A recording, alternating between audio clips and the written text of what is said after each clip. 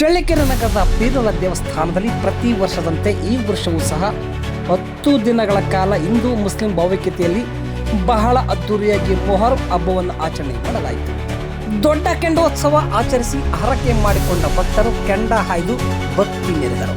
ಹಬ್ಬದ ಕೊನೆಗೆ ಆಚರಣೆಯಾಗಿ ವಿಸರ್ಜನೆ ಪೂಜೆಯೊಂದಿಗೆ ದೇವರನ್ನ ನೀರಿಗೆ ಹಾಕಲಾಯಿತು. ಮೊಹರಂ ಮಹೋತ್ಸವ 10 ದಿನಗಳ ಆಚರಣಾ ಹಬ್ಬವಾಗಿದೆ.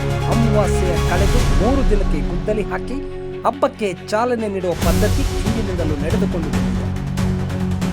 ಗುದ್ದಲಿ ಪೂಜೆ ಕಾರ್ಯ ಮಾಡಲಾಗಿತ್ತು. ಬಳಿಕ ದೇವರ ಪೆಟ್ಟಿಗೆಗಳನ್ನು ತರಿಸಿ ಪೂಜೆಗೆ ಕೂರಿಸಲಾಗಿತ್ತು. ಸಣ್ಣ ಕೆಂಡ ಆಚರಣೆ ಮಾಡಲಾಗಿತ್ತು. 1 ದಿನ ಯಾವುದೇ ಪೂಜೆ ಮತ್ತು ಇತರೆ ಪದ್ಧತಿ ಆಚರಿಸದೆ ಹುಸಿ ದಿನವಾಗಿ ನಡೆದುಕೊಳ್ಳಲಾಯಿತು. ಕೊನೆಯ ದಿನ ಯಾವುದೇ ಜಾತಿ ವರ್ಗ ಎನ್ನದೆ ಪ್ರತಿ ಜನಾಂಗದಲ್ಲೂ ಫಲಕ್ ಸಕ್ಕರೆ ಬೆಲ್ಲ ಸಮರ್ಪಣೆ ಮಾಡಿ ಹರಕೆ ತೀರಿಸಿದರು.